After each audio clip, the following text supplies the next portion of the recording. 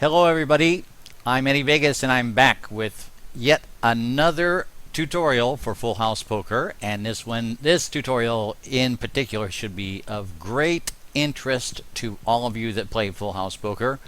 The title of this tutorial, as you can see on your screen, is Dealing with Bad Players. Now this tutorial should be very interesting because quite honestly, the great majority of players on Full House Poker are bad players. So I just want to give a really quick overview of the way I've been thinking about bad players and the way that you might want to think about dealing with bad players in kind of a, let's say, overall context. Not really like what exactly to do, but just sort of like situating the situation in your mind a little bit. And to do that, I have invented an acronym. I've always wanted to invent an acronym, and the acronym that I've invented is RSI. And RSI stands for Rational Self-Interest. Now, what is rational self-interest? Rational self-interest is basically, without putting too fine a point on it, trying to win the game. If you were playing a shooter, well, you would try your best to hide, and you would try your best to aim, and you would try your best to kill the other players, and that is rational self-interest. If you're playing a game like StarCraft, you would make your base as quickly as possible, you would make your units as efficiently as possible, and you would try to find out what the other player was doing and try to counter whatever it is he was doing. That is rational self-interest. Basically, it's so stupid that it almost doesn't deserve an acronym, but it's getting one. A rational self-interest means that you're trying to win the game. Okay, all this sort of falls apart when we start talking about poker, and especially poker on Full House Poker, because the great majority of players on Full House Poker are either do not have any RSI or their RSI is misguided. So we're going to look at both of these in turn. The first one is the simplest. The first case, no RSI. Basically, this player is not trying to win the game, but he doesn't know it. You would automatically know it in a first-person shooter. I mean, this case here of no RSI, in a first-person shooter, this would be a guy who stands out in the middle of a field and jumps up and down and starts screaming in chat, "I'm out here in the middle of this field, please shoot me." Of course, in a first-person shooter, this guy would die repeatedly and would never win the game. In poker, it's a little bit different. One can actually have no RSI and actually do well over the short term. We're talking about the player who shoves all in every hand with nothing, the player who calls every single hand without anything, the player who basically raises with nothing and has not established a table image. In short, this guy absolutely does not know how to play poker, and he doesn't want to know how to play poker. He just shoves it all in every hand because he's going, ha ha ha, it's poker and I'm winning, look at here.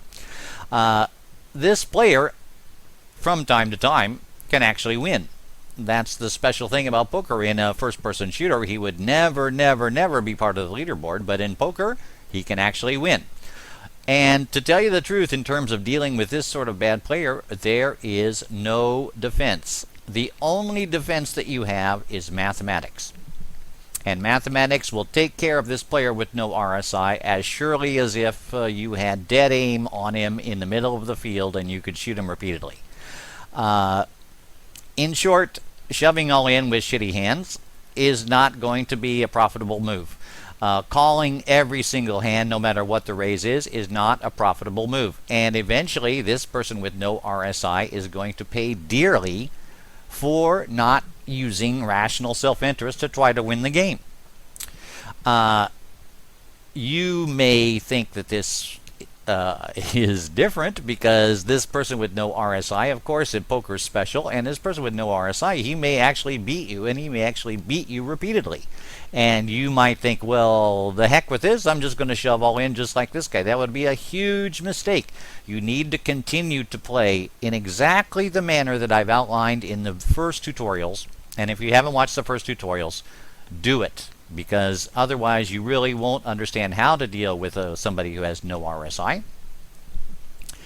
And you need to follow this. Playing smart is better than playing stupid. And this no RSI person is playing stupid. That's all there is to it, and math will take care of him. Okay, actually, how did this get cut off here? Math. Okay, there we go. Okay. Now, the second case is misguided RSI. Now, this player may actually have some sort of concept on how to play poker. However, he does not understand the math and the principles behind poker, and therefore he's making bad plays. The classic examples of this are inside straight draws and flush draws. Let's say that you have a crushing hand. You have flopped 2 pair. But the board is, let's say, Jack, Queen, 9. Okay?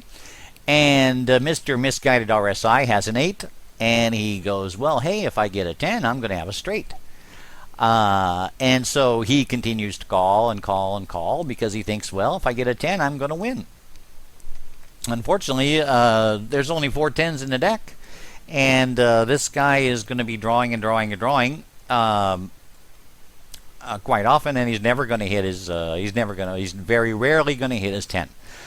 So that's one of the cases. The other case is flush draws and even runner flush draws. Like, for example, he has ace 8 of diamonds, and there's 1 diamond on the board. So he goes, well, if I get 2 more diamonds, I'm going to have an ace high flush. I'm going to win. So he calls and calls and calls, etc., etc., etc. So basically, this guy is almost like case 1 of no RSI, but it's slightly different, and there is actually a way to defend against this player, and that is don't let him get away with it. The best way to not let people get away with this sort of stupid play, and actually, as long as we're talking about, let's say, inside straight draws, flush draws, and also stuff like, say, like top pair with a really bad kicker. He's got king 3, and then the flop comes king jack 9 or something like that. And he goes, well, I have top pair, and I'm just going to call and call and call and call and call because I have the best hand. You basically don't let them get away with it. And the way you don't let them get away with it, and this is going to be the other super duper tip from Eddie Vegas, is never bet less than half the pot.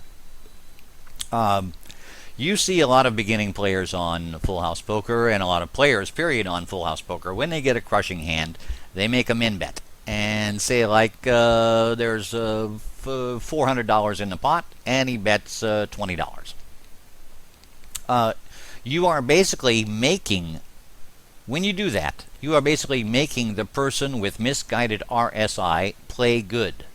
You have made a bad player play good, and the bad player doesn't even know it.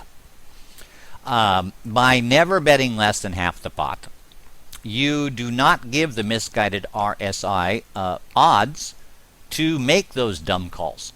He's paying too much money into the pot to get the card that he's looking for, or cards. You should never, and pay very strict attention to this, you should never bet less than half the pot. And to tell you the truth, it's even better to bet 2/3 or 3/4 of the pot, or even the full pot, because as you increase the size of your bet, you are giving the misguided RSI less and less odds. He's making a worse and worse play because you're betting more and more. Okay? So never bet less than half the pot. And this will help you playing against misguided RSI players. Okay. That pretty much covers it. I have the intention to continue on with the tutorials, and as a matter of fact, because they're quite easy to do, well, this one was quite easy to do, but we're going to be getting into the math section. Don't worry, it's really simple, the math section. Probably in a couple days, it just depends how I feel.